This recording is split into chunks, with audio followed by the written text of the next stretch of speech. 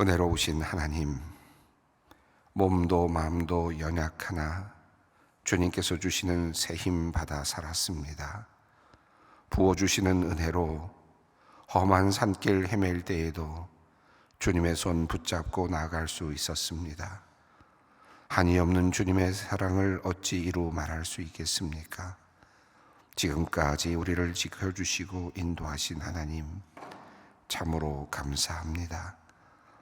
2025년 7번째로 맞이하는 이날, 오늘도 그 은혜를 누리며 우리가 주님 앞으로 나아갑니다.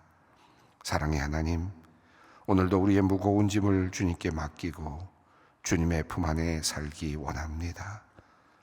험한 세상 살아가는 동안에 우리로 지치지 않게 하시고 선한 능력의 도우심을 받아 우리의 몸과 마음과 영혼이 날마다 새로워지게 하여 주시옵소서.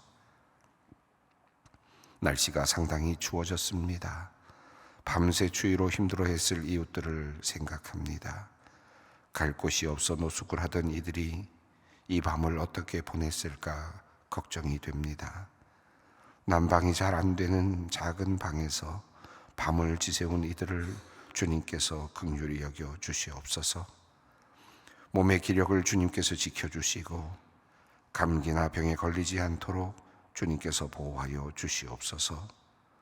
서러운 마음, 두려운 마음이 있을 텐데 주님 이들을 위로할 이들을 보내어 주시고 따뜻한 주님의 사랑을 그들을 통해 경험케 하여 주시옵소서. 우리에게 자원하는 마음 주시고 어려운 이웃을 돌볼 수 있는 사랑의 마음과 찾아가는 용기를 주시옵소서. 나이 드신 어르신들의 건강도 걱정이 됩니다. 얼마 전 눈이 온 후에 길도 꽤 미끄러운데 넘어지거나 다치지 않으시기를 바랍니다. 주님께서 우리 어르신들의 걸음걸음을 지켜주시옵소서. 새벽 기도를 위해 오고 가는 성도님들의 발걸음을 지켜주시옵소서. 주님께 나올 때에는 기대하는 마음으로 가득해 하시고 집으로 돌아갈 때에는 감사와 찬양이 넘치게 하여 주시옵소서. 기도의 자리에서 주님을 만나며 주님의 음성을 듣게 하시고 성령님의 역사하심을 경험케 하여 주시옵소서. 절망 가운데 주님을 찾는 이들에게 주님께서 새 길을 열어 보여 주시옵소서. 간절한 소원을 가지고 온 이들에게는 주님께서 급하게 응답하여 주시옵소서. 그리하여 우리의 이 기도의 자리가 주님의 은혜로 충만하고 놀라운 기적으로 가득한 복된 자리가 되게 하여 주시옵소서.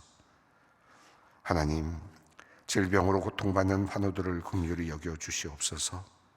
오늘 유방암 수술을 앞두고 있는 집사님을 위해 기도합니다. 평안한 일상 중에 받아든 진단이었습니다. 다행스럽게도 초기 발견되어 유방암 영기의 상피내암인 것에도 이후 항암 치료를 거치지 않게 된 것에도 그저 감사하기만 합니다. 주님, 수술이 깨끗하게 이루어지게 하시고 어떠한 전이도 일어나지 않게 하시며 온전히 회복되도록 주님께서 함께하여 주시옵소서. 하나님, 오늘 최12지장 절제 수술을 앞두고 있는 집사님을 위해 기도합니다. 지난해 말에 담도암 판정을 받고 긴 검사와 수술 가능성을 판단한 후 오늘 수술을 받게 됩니다. 수술 자체가 고난도의 수술이라 합니다. 집도 않은 의사의 손을 붙들어 주시고 수술의 부작용도 없게 하시며 이후 수술 부위가 빠르게 아물고 회복되도록 인도하여 주시옵소서. 하나님만을 의지하며 간구하는 가족들을 긍휼히 여기시고 주님께서 은총을 베풀어 주시옵소서. 발목 연골 수술을 하는 아들을 위해 기도하는 권사님이 있습니다. 수술의 시작부터 끝까지 주님의 보호하심 안에 있게 하시고 집도의의 손길과 눈길을 주관하셔서 안전하고 정확하게 모든 수술이 오늘 이루어지게 하여 주시옵소서. 수술 후 통증을 잘 이겨내고 재활 과정을 통해 건강을 회복하며 다시 힘차게 뛰어다닐 수 있도록 은혜를 베풀어 주시옵소서. 지난 26일 요도개실 수술을 받은 손녀가 회복 중에 왼발 마비 증상이 있어 주님께 간절히 기도하는 은퇴 권사님이 있습니다. 수술하는 동안 신경이 눌린 비골신경 마비라고 하는데 기도 외에는 방법이 없다 합니다. 주님, 눈물을 흘리며 주님의 도우심을 구합니다. 늘 주님과 함께 하여 온 가정입니다. 주님께서 이 가정을 특별히 살펴주시옵소서. 신경이 다시 살아나게 하시고 망가진 부분이 바르게 교정되고 회복되게 하여 주시옵소서. 온전한 몸으로 회복시켜 주시옵소서. 하나님, 태어날 손주를 위한 기도도 간절합니다. 장애가 있을 수 있다 하여 아픈 마음으로 기도하고 있사오니 주님 살펴주시고 이 가정에 하나님의 치유의 빛을 비추어 주시옵소서. 오늘 자궁혹 수술을 받는 딸을 위해 기도하는 집사님이 있습니다. 수술 전 검사에서 평균보다 200배나 되는 염증 수치가 나와 염려가 큽니다. 주님, 수술 중 어떤 어려운 문제도 일어나지 않도록 주님 지켜주시옵소서. 사랑하는 딸의 건강을 지켜주시기를 간구합니다. 담대한 마음과 굳건한 믿음 주셔서 살아계시며 함께 하시고 놀라운 기적을 베푸시는 주님을 만나게 하여 주시옵소서. 오늘도 이 나라를 위해 기도합니다.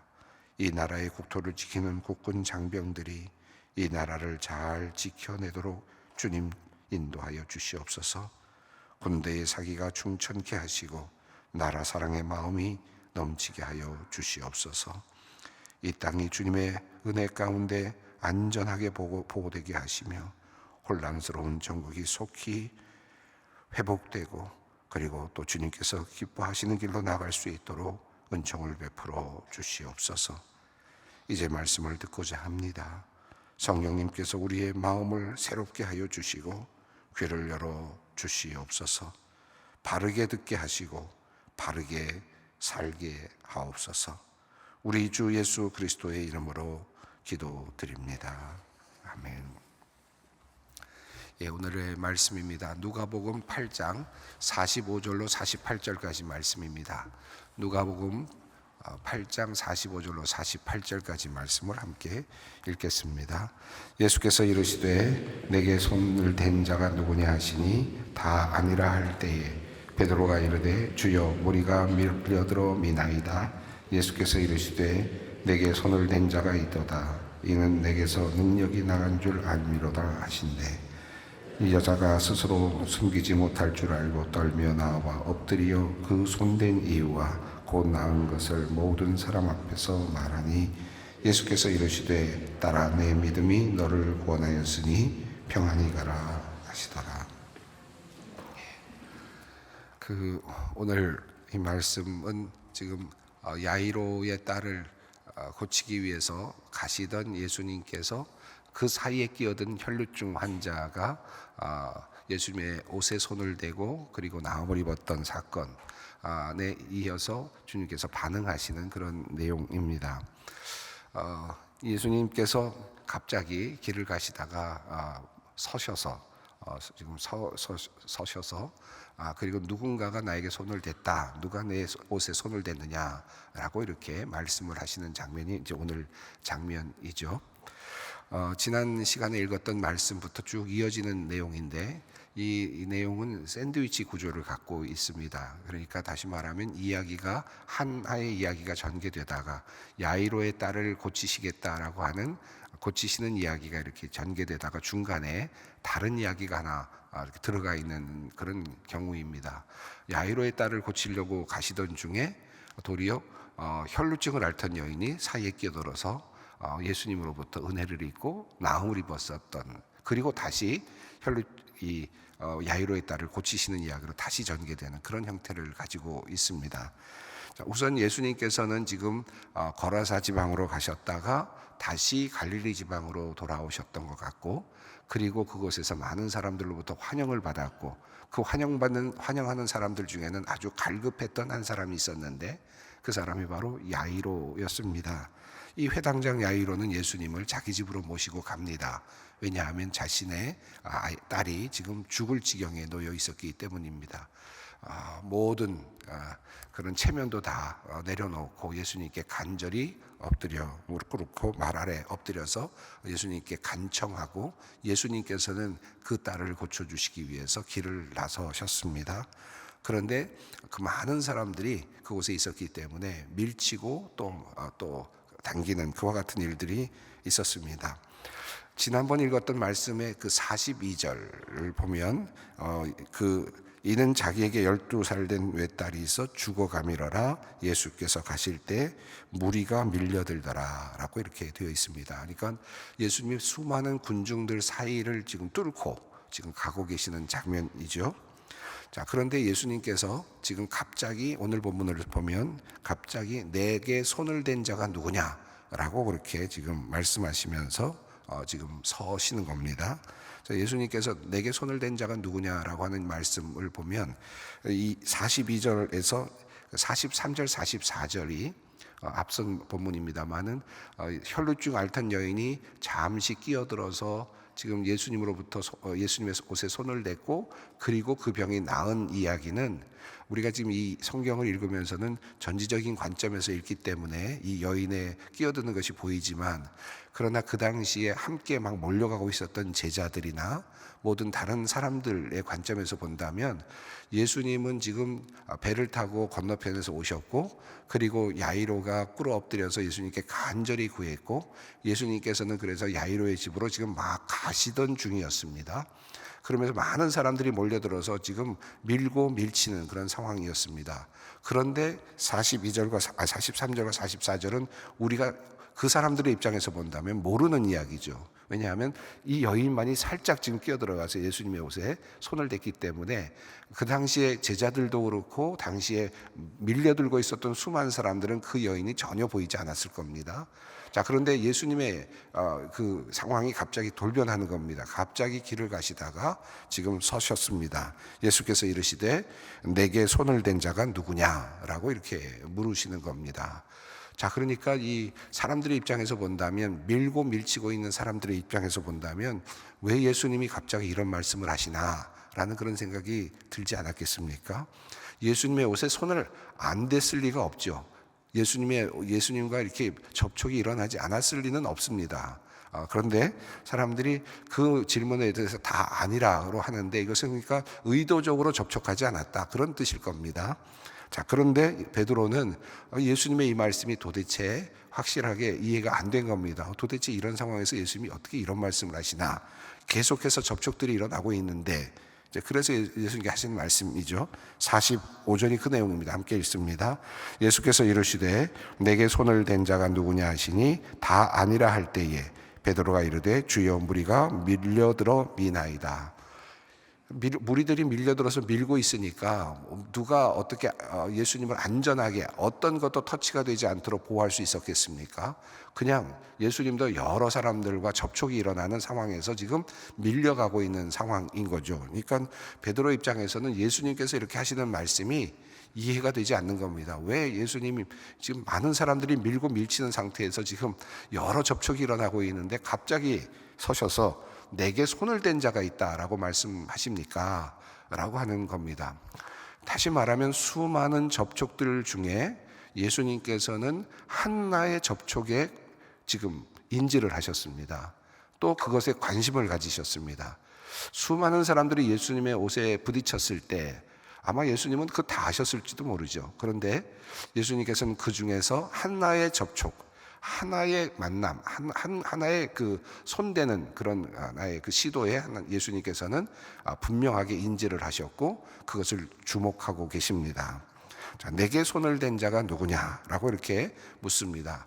자, 손을 댄 사람은 지금 한 여인, 혈루증을 앓던 그 여인만 알고 있을 겁니다. 지금 이 상황 속에서 예수님은 갑자기 서신 겁니다. 자, 그런데 예수님께서 내게 손을 댄 자가 누구냐라고 말할 때 이 헬라어 성경을 보면 여기서 손을 댄 자가 남성형으로 되어 있습니다. 물론 일반적으로 남성형으로 표현할 수도 있었겠지만 지금 여기 손을 댄 사람은 여자거든요. 여인이란 말이에요. 그러면 예수님께서 여성으로, 물론 아람어로 사용하실 가능성도 있으니까 약간의 그런 우리 해석의 가능성은 있지만, 헬라어의 과정에서 본다면 이 말씀은 예수님이 마치 모르시는 것 같이 물어보시는 거거든요.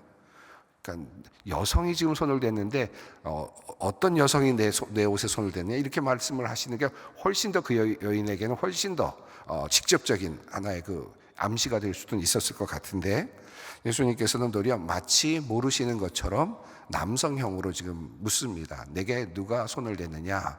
일반적인 그런 질문일 수도 있지만, 어찌 보면 예수님께서는 이 말씀을 이렇게 하셨다면, 남성형으로 얘기하셨다면 이것은 어떤 의미일까를 한번 생각해 볼 필요는 있겠습니다. 한번 묵상할 만한 좋은 그런 과제입니다. 글쎄, 예수님이 몰랐을까? 남자인지 여자인지 모르고 그냥 누군가가 손댔다는 것만 아셨을까? 그 정도의 수준에서 예수님은 아시고 나머지는 모르셨을까? 그런 질문도 되시죠.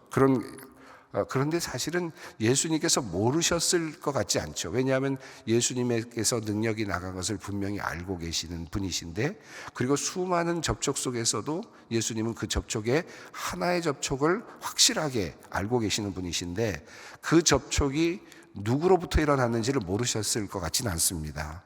그렇다면 예수님께서 만약에 이것을 남성형으로 쓰시면서 말씀하셨다면, 어찌 보면 이것은 스스로 나오도록 만드시는, 스스로 나오게 하시는, 그러면서도 그를 도리어 지금 보호하시는 그런 의미가 아닐까 하는 생각이 듭니다. 지금 예수님께서는 한 여인에게 말씀을 하시는데 마치 모르시는 것처럼 남성형으로 지금 사용하고 있습니다. 내게 손을 댄 자가 누구냐? 예수님은 지금 손을 댄 한 사람을 찾고 있습니다. 자, 남성인지 여성인지 예수님께서는 그런 것을 모른 척 하시면서 지금 한 여인에게 지금 내가 지금 나에게 손을 댔다는 것을 암시하는 거죠. 내게 손을 댄 자가 누구냐라고 하는 이 질문 안에는 접촉이라고 하는 그런 중요한 그 관점이 있습니다. 바로 앞에서도 혈루증 않던 여인이 예수님의 옷에 손을 댔다라고 했는데, 45절, 46절, 47절 계속해서 손을 댔다라고 하는 표현이 계속 나옵니다. 내게 손을 댄 자가 누구냐? 아마도 예수님의 옷깃에 손을 댔을 가능성이 제일 높습니다. 자, 그런데 예수님은 알고 계십니다. 자, 접촉이 일어난 겁니다. 자, 예수님께서는 아시고 다시 말씀하십니다. 46절입니다. 예수께서 이르시되 내게 손을 댄 자가 있도다. 이는 내게서 능력이 나간 줄 알미로다 하신대. 단지 예수님께서 이제 하나의 또 힌트를 주십니다. 지금 누군가가 내게 손을 대었다. 그리고 내게 손을 대어서 그가 나았다는 겁니다. 뭔가 능력을 입었다는 겁니다. 이것은 예수님께서 능력이 나간 것을 알았다. 그래서 내가 지금 능력이 나간 것을 알아차렸기 때문에 내가 이런 얘기를 한다. 그런 뜻이 아니라, 누군가 지금 능력을 통해서 하나님의 능력을 경험하고 지금 뭔가 하나님의 능력을 통해서 나음을 받은 사람이 있다. 그런 의미죠. 그러니까 나음을 받은 사람이 있다는 것을 지금 알려줍니다. 너 나음을 받았지? 라고 하는 질문입니다. 당사자에게 지금 묻고 있는 질문이라고 할 수 있습니다. 예수님이 스스로 내게서 지금 능력이 나갔어. 그러니까 누군가가 지금 있어. 그런 표현처럼 보이지만 실제로 이 여인에게 다가가던 말씀은 어떤 말씀이냐? 너 지금 은혜를 입었지? 너 지금 나았지? 라는 뜻입니다. 하나님의 은혜로 예수님의 옷깃을 만져서 네가 지금 나음을 입었지? 내가 그걸 알고 있어. 라고 하는 의미이죠. 그러니까 능력이 나가서 지금 예수님께서 억울해서 말씀하신 것이 아니라는 겁니다.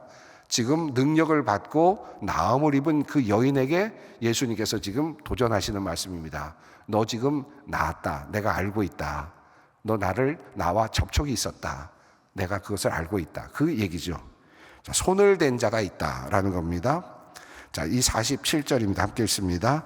여자가 스스로 숨기지 못할 줄 알고 떨며 나와 엎드려 그 손댄 이유와 곧 나은 것을 모든 사람 앞에서 말하니. 여자가 스스로 숨기지 못할 줄 알고 떨며 나와.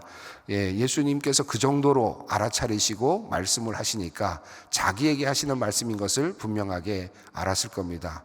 손을 댈 정도로 예수님 가까이 있었을 테니까 그러면서 즉시 그가 나았다고 하니까 멀리 가지 못했겠죠. 지금 예수님의 말씀을 들었을 것이고 자신을 향하여 주시는 말씀이라는 것을 분명히 알았습니다. 그리고 예수님께 나와 손댄 이유와 그리고 그 결과를 말씀을 드렸습니다. 자, 예수님께서 이렇게 하시는 이유는 뭘까요? 예수님께서 길을 가시다가 지금 한 여인이 옷에 손을 댔습니다. 그리고 나음을 입었습니다. 그리고 예수님께서는 가다가 서셔서 지금 예수님께서는 말씀을 하십니다. 그리고 이 여인을 지금 찾고 계십니다. 여기서는 저는 이 흐름을 보면서 이런 생각이 듭니다. 이 예수님과의 접촉, 예수님과의 그 터치가 일어납니다. 예수님을 터치하는 장면이 일어났고 예수님을 터치하면서 능력을 받고 나음을 입었습니다.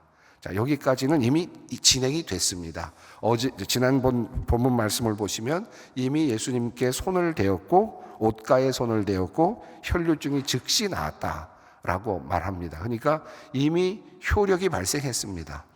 뭐 특별히 믿음이 있어서 믿음을 고백한 것도 아니고 그저 예수님께 나가서 손만 대면 나을 수 있지 않을까라는 그 믿음이 있었습니다. 그리고 손을 댔는데 정말 나은 겁니다. 예수님께 접촉이 일어나면서 일어난 사건이었는데 예수님께서는 그런데 거기서 머무르지 않고 지금 그 여인을 지금 불러내시는 것입니다. 저는 이 본문을 보면서 예수님께서 지금 이 여인에게 원하신 것이 무엇일까를 생각해 봅니다. 예수님께서 원하신 것은 지금 그가 낫는 것이었을까요? 예수님과의 접촉이 일어나고 낫는 것이었다면 예수님은 그냥 모른 척하고 가셨어도 그 여인은 이미 나았습니다. 그리고 그냥 갔어도 됐어요. 그리고 예수님 모른 척하시고 빨리 지금 급한 일이 있으니까 야이로의 딸이 지금 급하게 지금 죽어가고 있으니까 그 아이를 살리기 위해서 빨리 가시는 게 훨씬 더 좋았을 겁니다. 그리고 그것이 아마 필요했을 겁니다. 그런데 예수님께서는 그 손댄 여인을 향하여서 지금 서셔서 말씀을 하시는 겁니다. 저는 이 말씀을 보면서 예수님께서 이 여인과 만나기를 원하셨다고 생각합니다. 만나기를 원하셨다. 예수님과의 접촉, 이 첫 번째였습니다. 근데 이 접촉이 무엇으로 바뀌느냐 하면 예수님과의 만남으로 변화됩니다. 예수님은 지금 예수님의 능력이 이미 나갔습니다. 그래서 그는 이미 고침을 받았습니다. 접촉이 일어났습니다. 근데 이 접촉은 다른 접촉과 다른 그런 접촉이었죠. 수많은 사람들이 밀치고 당기는 접촉이 아니라 그냥 몰려다니면서 그냥 부딪히는 그런 접촉이 아니라 그냥 의미 있는 접촉이 일어난 겁니다. 의미 있는 접촉. 그 의미 있는 접촉이 중요하죠. 우리가 보통 사람들 지나다니면서 그냥 툭툭 이렇게 만나고 스치는 그러면서 건드려지는 그런 접촉들이 있지 않습니까? 그런데 그런 접촉들은 우리에게 어떠한 감동도 주질 않잖아요. 그런데 사랑하는 사람이 정말 사랑하고 이 사람이 사랑하나 나를 사랑하나 이런 생각들을 하고 있는 그런 상황 속에서 손과 손가락이 딱 마주할 때 혹시라도 찌릿한 그런 경험이 있지 않겠습니까? 그런 지금 접촉이란 말이죠. 예수님과 지금 여인과의 접촉은 그런 의미에서 접촉이었다고 봅니다. 그러니까 이것은 일방적이었죠. 이 여인에게 있어서 이 여인은 지금 예수님에게 접촉을만 해도 예수님에게 손만 대도 나는 나을 수 있지 않을까라는 그런 생각을 가지고 가장 신성하다 그럴까요? 가장 경건하다 그럴까요? 이런 모습으로 지금 예수님께 나가서 손을 댔습니다. 그런데 거기서 놀라운 일이 일어난 거거든요. 그리고 곧 병고침이 일어났습니다. 근데 예수님께서는 이렇게 병고침을 받고 지금 그냥 군중의 틈 속에서 사라질 수 있었던 한 여인을 예수님께서는 불러 세우시는 겁니다. 그리고 뭘 하고 싶으신 겁니까? 만나고 가라는 겁니다. 나에게서 얻는 능력, 나에게서 얻은 혜택, 너의 회복, 여기서 끝나지 말고 나를 만나고 가라 라고 하는 거죠. 예수님께서는 그 바쁘신 와중에 다시 그 여인을 불러 세우신 겁니다. 그리고 접촉에서 끝나는 것이 아니라 예수님과의 직접적인 만남을 지금 예수님께서 허락하십니다. 자, 그래서 이 여인은 두려워 떨면서 예수님께 손을 댄 이유를 말했습니다. 12년 동안이나 혈루증을 앓았죠. 자, 그래서 예수님에게 옷가에 손을 대기만 하면 나을까 하는 믿음을 가지고 나와서 몰래 손을 댔는데 예수님은 이미 아셨고, 예수님은 그만큼 능력도 있으신 분이셨고, 예수님의 손에 옷가에 손을 대는 것이 그토록 놀라운 역사를 이룰 줄을 몰랐죠. 기대는 했지만 그만큼까지 기대를 못했을 겁니다. 그런데 실제로 나왔습니다. 고백이 일어났습니다. 자, 그래서 예수님께서 이제 그와 만남을 하시는데 48절 그냥 티피컬한 일상적인 말씀 같고, 앞에서도 예수님의 그 발치에서 그 향유를 부었던 여인에게도 또 같은 말씀을 하시긴 하셨지만, 이 말씀은 예수님과 그 당사자 사이에 그 관계의 회복을 지금 의미하는 그런 표현입니다. 그러니까 죄 많은 여인이 예수님께 나와서 향유를 붓고 눈물을 흘릴 때 예수님께서 똑같은 말씀을 하셨는데, 여기에서도 또 같습니다. 이제 병에 걸려서 12년 동안이나 고통받다가 예수님 앞에 나와서 손을 대서 접촉을 통해서 하나님의 능력, 예수님의 능력을 힘입었는데, 그 여인에게 이제 그저 병이 낫는 것뿐만 아니라 이제 예수님과의 관계의 회복, 예수님을 통해서 주어지는 또 다른 큰 그런 선물을 주시기를 원하십니다. 48절을 읽어봅니다. 예수께서 이르시되 따라 네 믿음이 너를 구원하였으니 평안히 가라 하시더라. 이 따라 네 믿음이 너를 구원하였다 라고 말씀하시면서 평안히 가라, 마지막에 예수님께서 그에게 주신 선물은 평안이었습니다. 육체의 고통스러웠던 혈루증, 그것만 만약에 그가 나음을 받고 갔다면 아마 아쉬웠을 것 같죠. 예수님께서는 그를 다시 불러 세우시고 육체의 질병만을 깨끗하게 하신 것이 아니라, 그가 지금 원하고 있는 그 과제만을 해결해 주신 것이 아니라, 이 사건을 통해서, 이 과제의 해결을 통해서 예수님께서는 예수님과 만나기를 원하셨습니다. 그리고 예수님께서 정말 주시기를 원하셨던 것은 평안이었습니다. 구원과 평안. 예수님께서 정말 그들에게 주시고자 했던 진정한 그런 선물이었습니다. 병이 낫는 것도 중요했지만, 그러나 그보다 더 중요한 것은 예수님을 만나고 구원을 받고 예수님을 만나고 평안을 누리는 것입니다. 이것이 예수님께서 우리에게 주시는 진정한 선물이죠. 이 여인은 그냥 살짝 예수님과 접촉이 일어나면서 자기가 원하던 것만 싹 얻어가지고 나갈 뻔했습니다. 이 병의 문제만 해결하고 나갈 뻔했죠.